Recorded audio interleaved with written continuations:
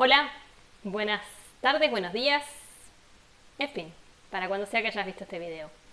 Este es un video de Ciencias Sociales y su Didáctica 2. El objetivo es trabajar algunas cuestiones del periodo de la década del 60, 70 en Argentina, para hacer algunas aclaraciones que por ahí me parecía que eran pertinentes en relación al clima político-social de la época. Les dejamos en esta clase un video para que ustedes vean algunas cuestiones del contexto de la época en general, de la década del 60 en general. El video es de historia de un país y comienza alrededor del movimiento de artistas de Tucumán Arde.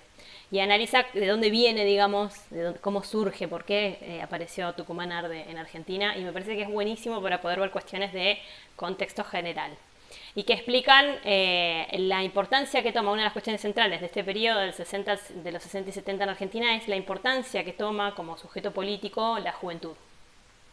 Entonces, y no es menor, digo, pensando que era gente de la misma edad que ustedes, ¿no? Y está buenísimo para poder analizar cómo es que crece la matrícula de las universidades, de los estudios superiores y el impacto que tiene eso a nivel político después. En 1966, uno de los fenómenos que sucede políticos, uno de los cambios políticos en Argentina, es que se produce la dictadura de Onganía. Juan Carlos Onganía asume la presidencia del país a partir de un golpe de Estado, derrocando a Ilia, y en ese gobierno de Onganía, una de las cuestiones que me parece que es importante pensar en el análisis es que las dictaduras en Argentina fueron varias, desde la década del 30 que se produce el primer golpe, durante todo el siglo XX de dictaduras, y en el 66 se hace el golpe. La dictadura de Onganía viene a cambiar algunas de las estructuras. Es una evidencia de algo que vamos a analizar, digamos, que el proceso de los militares en el poder en Argentina tiene que ver con una interrupción de las instituciones democráticas, pero también tiene que ver con, además de la interrupción, dejar muy vulnerable la democracia en Argentina, ¿sí? Vulnerar la democracia, dejarla en condiciones débiles y hacer que la población tenga muy poco ejercicio y muy poca práctica de esa democracia. Y si lo tiene absolutamente controlado y regulado por los propios militares. De hecho, los gobiernos que se suceden desde 1958, a partir del derrocamiento de Perón, están todos absolutamente tutelados, regulados y recibiendo planteos de las Fuerzas Armadas todo el tiempo. Porque también habían accedido al poder gracias a que las Fuerzas Armadas proscriben el peronismo. De otro modo, difícilmente hubiesen llegado algunos de ellos a ser líderes. Pero en líneas generales, crece durante estos años, la década del 60, del 70, crece el ejercicio de la fuerza para llegar al poder y para poder sostenerse dentro de la estructura política. El convencimiento entonces para la década del 70 dentro de todos los movimientos y las organizaciones juveniles de que era a través de las armas y del ejercicio de la fuerza que se iba a llegar a tener el poder y poder transformar el mundo, no era demasiado alocado si uno analiza cómo es que se va desarrollando eso a lo largo de todo el periodo.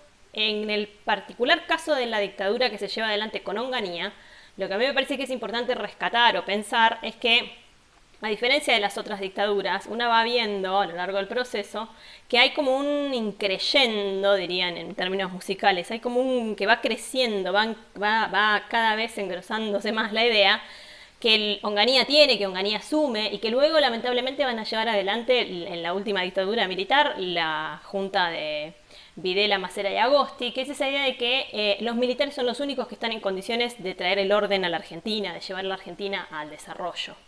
Al progreso, digamos.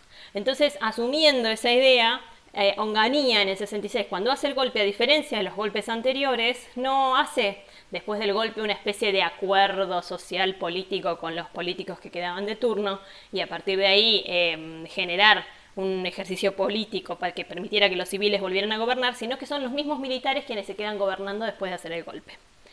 Onganía gobierna desde el 66 hasta el 70, creo, 70-71. El fin del gobierno, ¿sí? de Onganía y toda su lógica represiva dentro del poder, él asume el poder diciendo que era el ejercicio de la mano dura lo que iba a llevar adelante. Y ese ejercicio de la mano dura y esa firmeza anticomunista absoluta que iba a llevar adelante, y menciono lo del anticomunismo porque es importante en relación a los acontecimientos históricos mundiales y latinoamericanos. En el 59 se hace la Revolución Cubana y el temor de todos los militares del periodo era, de militares y de toda la derecha, de todas las facciones de poder, de todos los grandes capitalistas, era perder frente a estos revolucionarios socialistas, y esa revolución efectivamente la podían expandir por toda Latinoamérica. Entonces, frente al temor del comunismo, el anticomunismo crece dentro de estos sectores y es apoyado por los militares que llevan adelante estos golpes de Estado previos a, o sea, junto con el último también, pero digo, viene como increyendo también esa idea de que la revolución socialista estaba próxima, de que el enemigo comunista podía avanzar, entonces ellos venían a traer la mano dura para que no pasara, para que eso no sucediera. La defensa del capitalismo, básicamente, ¿sí? Y la defensa del Estado capitalista que tenemos hasta el día de hoy. En esa lógica, ¿sí? Los militares argentinos, a diferencia de los militares de otros países latinoamericanos, se caracterizan, según lo que dice Ruquier, por ser militares pretorianos. Entonces, en el 40-50 tenían una vigilancia. La idea del pretoriano es que está como vigilando y regulando y controlando la democracia. Entonces, por eso, después del derrocamiento de Perón, ellos llevan adelante el ejercicio del poder, permitiendo que los radicales sean electos, proscribiendo el peronismo. Y luego ya Onganía cambia ese juego porque no es solo que son los que están vigilando la democracia, sino que además son los únicos que tienen las condiciones para traer el orden y el desarrollo a la Argentina. Esa es la lógica con la que Onganía asume el poder y decide llevar adelante y sostenerse en el poder. También hay algunos analistas que plantean que las clases dominantes no necesitaban tener un líder que los representara para poder estar en el poder. Siempre tuvieron a los militares, siempre tuvieron otros sectores que los representaron y que les favorecieron ampliamente sus intereses. En esa idea hay algunos autores, como por ejemplo Romero, que plantea que después del golpe, o sea, después del golpe de Perón, después del 55, es un periodo, del 55 al 76, es un periodo de mucha inestabilidad político-institucional, y que eso se debe a que es el periodo o la etapa de la situación, hay un empate para él hasta el 55. Se podría llegar a decir que el régimen que gobierna durante el periodo conservador, ¿sí? Incluyendo la década infame, todo ese régimen conservador, digamos, dentro del modelo agroexportador, beneficiaba a las clases dominantes, beneficiaba a los grandes grupos económicos agroexportadores, beneficiaba a los estancieros, ¿sí? Por eso la sociedad rural siempre va con los golpes, durante este gobierno, hasta el gobierno de Perón. En el gobierno de Perón, ¿sí? Eso pasaría a ser como una especie de momento en el que la clase obrera gana, ¿sí? Hay una redistribución hay una distribución no de las riquezas, hay una redistribución de los ingresos, ¿sí?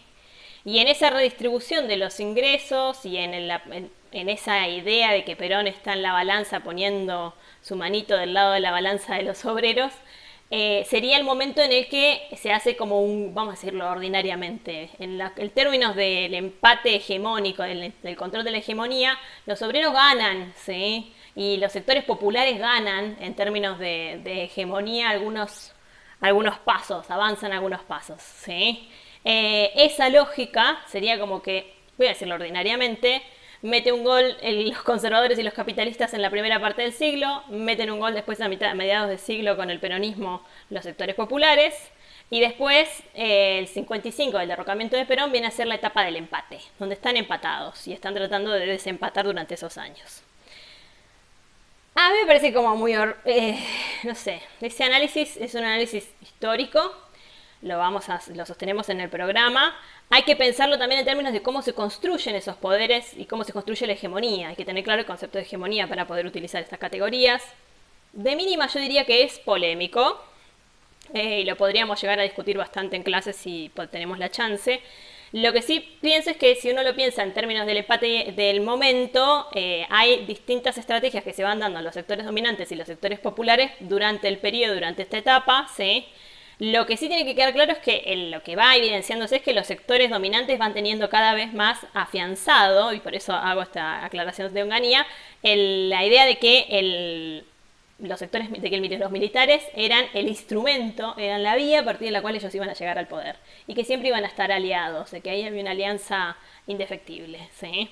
Además de la Iglesia Católica. En Argentina siempre ha sido, digamos, una de las instituciones que ha apoyado esos movimientos y esos levantamientos. La organización de Onganía y ese discurso de Onganía representativo de la mano dura en Argentina llega a un límite y en otro momento histórico que es la representación de quizá las estrategias que se van dando en los sectores populares, que es el cordobazo, ¿sí?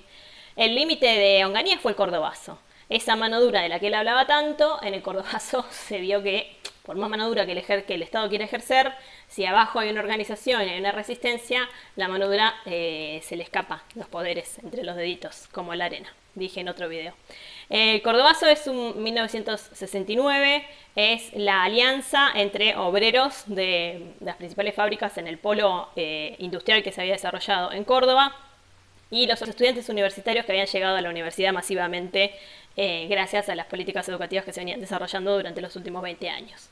Esos jóvenes, ¿sí?, de la universidad tejen una alianza que muchas veces se trata de seguir sosteniendo hasta el día de hoy, que es entre obreros y estudiantes, en el contexto de una huelga, salen a resistir a la calle, esa resistencia termina en un levantamiento de casi una semana y media. Obvio que el ejército termina interviniendo y termina reprimiendo duramente y llevan presos a los principales dirigentes de las organizaciones, pero es cierto que quedó muy claro, quedó bien establecido a partir del cordobazo, que la mano dura no era tan eficiente y que la situación de las clases populares, en la medida en la que se organizaran para resistir y que estuviesen firmes en la resistencia, podían hacer frente a cualquier ejercicio de la fuerza que quisiera llevar adelante el Estado.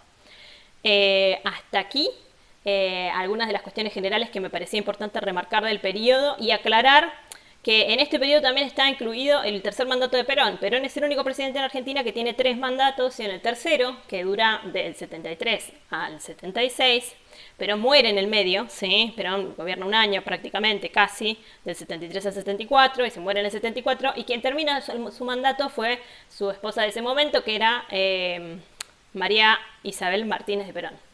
Y ella, creo que era María, no sé, capaz que era Isabel solamente. Y ella termina el mandato bastante desastroso, de muchas pujas económicas, empresariales, un desfasaje de la inflación exagerado, unas dificultades muy grandes y una presión constante de los sectores empresarios que se termina de liberar el 24 de marzo de 1976, cuando comienza la última dictadura militar en Argentina. Ya antes de la última dictadura militar, el último gobierno de Perón se ha visto siempre históricamente como un gobierno que sufre una profunda derechización. Desde el 72 queda clara esa tensión entre la izquierda y la derecha peronista, y esa derechización del peronismo conlleva a que se cree la AAA, la Alianza Anticomunista Argentina, que perseguía a lo que consideraban que eran comunistas previo a la dictadura. Hay una situación que algunos autores pueden llegar a llamar el clima de época, pero hay que aclarar que esos climas de época hay que analizarlos un poco más en detenimiento y hay que, me parece que tiene bibliografía suficiente como para poder hacer un análisis más profundo que pensar que eso es un clima de época. Porque asesinar gente masivamente y asesinar a algunos en específico no es un clima de época, ¿sí? Hay razones, hay causas y hay intereses detrás de esos movimientos. Entonces hay que poder analizarlos y aclararlos en específico.